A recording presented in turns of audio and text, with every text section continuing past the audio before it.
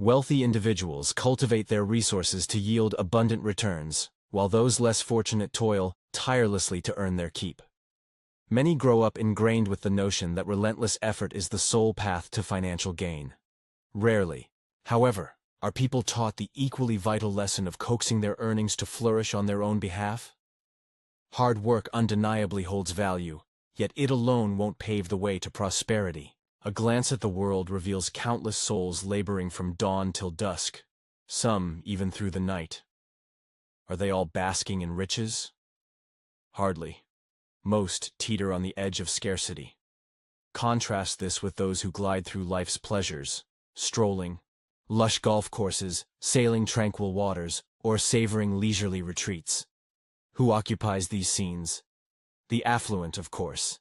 This shatters the myth that sheer toil equals wealth. Traditional wisdom whispers, an honest day's labor for an honest day's wage. It's a fine sentiment, but it skips a crucial step. What to do with that wage once it's in hand?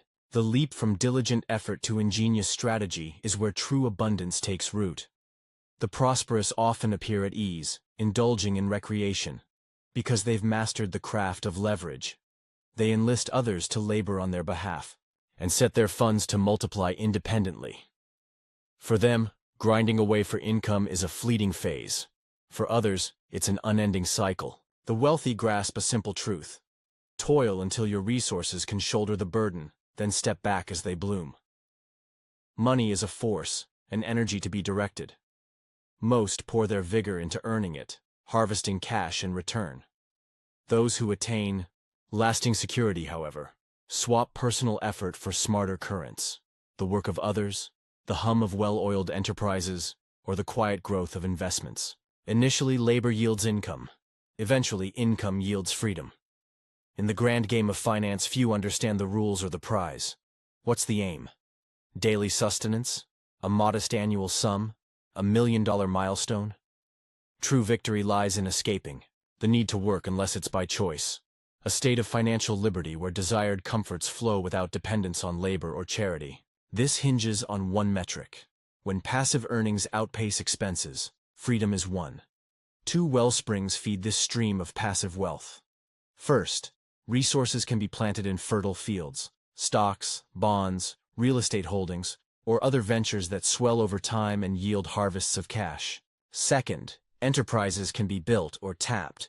Think rental properties, creative royalties, or automated businesses like vending networks or franchise systems that churn out revenue without daily oversight. The essence is clear. Shift the burden from personal sweat to systemic output. Consider the marvel of collaborative ventures like network partnerships. They demand little initial coin, yet with steady nurturing, they sprout recurring gains year after year, something a standard job seldom offers. Without such passive channels, true liberty remains elusive.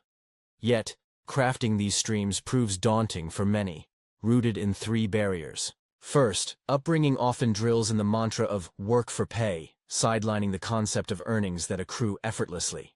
As youths needing funds, few were urged to grow passive wealth. Instead, it was find a job.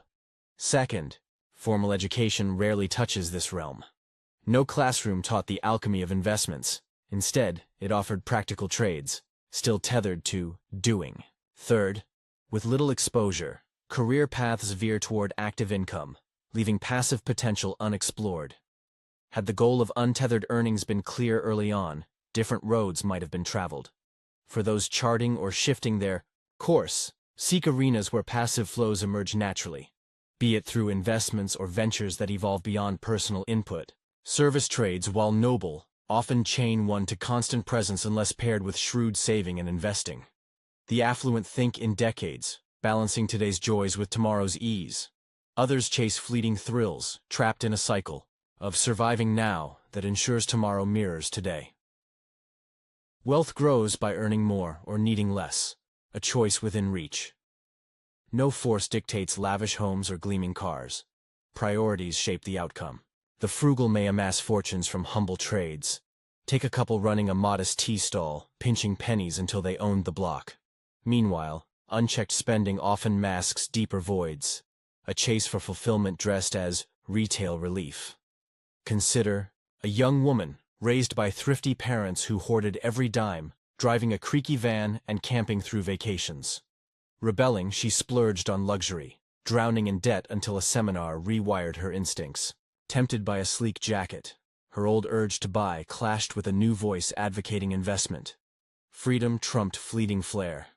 She walked away, later steering her parents toward balance too. They traded campsites for modest inns and retired, comfortably, their savings finally working for them.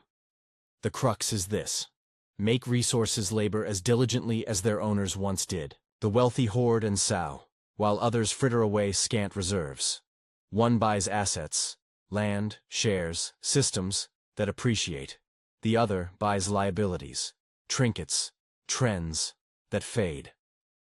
A dollar spent today might rob tomorrow of tenfold gain. Each coin is a seed, poised to sprout a forest of returns if planted wisely. Take a carpenter who eyed his employer's land deals, saving to snag a rural plot. Years later, it sold for a windfall, dwarfing his wages and securing his rest. Such is the power of foresight.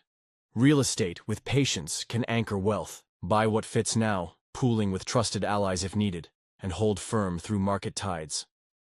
Educate oneself in the vast garden of finance, stocks, properties, currencies, and master one patch before branching out.